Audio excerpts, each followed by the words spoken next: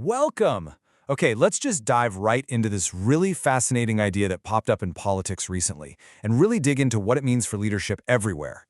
We're going to break down a concept that, sounds amazing on paper, but might actually be fundamentally flawed when you start to look under the hood. So, it all kicked off with this one statement. Over in the Netherlands, a prospective prime minister called for a totally new kind of government. One built on selfless teamwork. Totally free from individual egos. And the thinking, right, was that a minister with less ego would think more about the big picture and a lot less about their own little kingdom.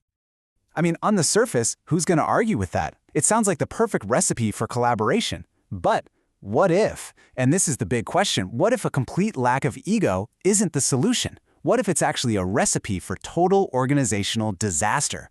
That's the core question we're really digging into today. So first, let's unpack why this idea, which sounds so wonderful, is actually deeply flawed from a systemic point of view. It's a classic case of good intentions, maybe leading to some pretty chaotic, unintended consequences. So the hope is for this beautiful, selfless teamwork where everyone's focused on the common good. But the systemic reality? That's often a whole different story. The truth is, both nature and organizations for that matter, they absolutely hate a vacuum. When a leader who's supposed to be in charge doesn't step up and own their space, it doesn't just stay empty. Something else always rushes in to fill it. To really get why, let's redefine ego for just a second. Instead of thinking of it as just arrogance or pride, think of it more like your personal operating system, what some folks call your self-model.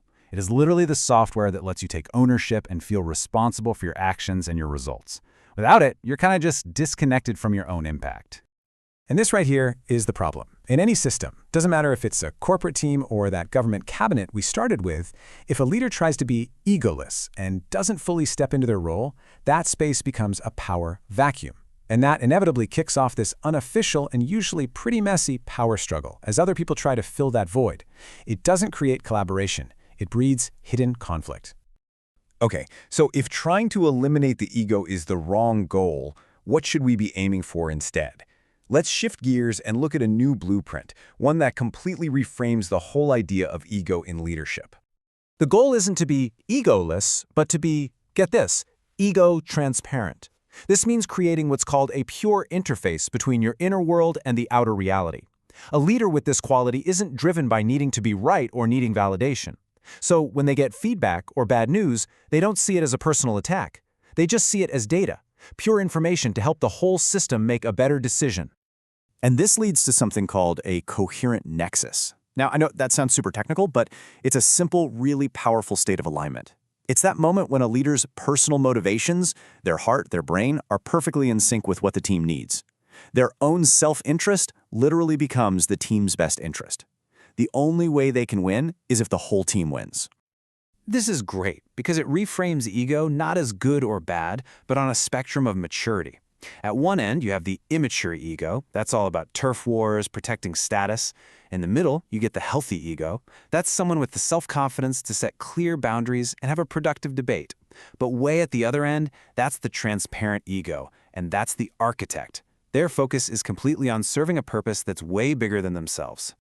Okay, this is all fantastic in theory, right? But how do you actually spot these different ego types out in the wild? Let's get practical and look at a simple test you can use to identify these leaders in the real world. So, how can you tell if a leader is operating from a place of ego control or from that pure interface we were just talking about? Well, you can use this simple 3-step test. First up, the filter check. When you bring a new or maybe a challenging idea to someone, what's their gut reaction? A person operating from ego control will immediately come back with yes, but, or some kind of correction. Their filter is all about protecting their existing position. But a leader with a pure interface, they respond with, tell me more. They see your idea as new data that can make their own understanding richer. Second, let's follow the credits. Just watch where the energy and the recognition flows. An ego-driven leader acts like a vacuum cleaner for credit, sucking it all up for themselves when things go well and then pointing the finger at everyone else when things fail. The true architect does the exact opposite. They're practically invisible during a win, pushing their team into the spotlight.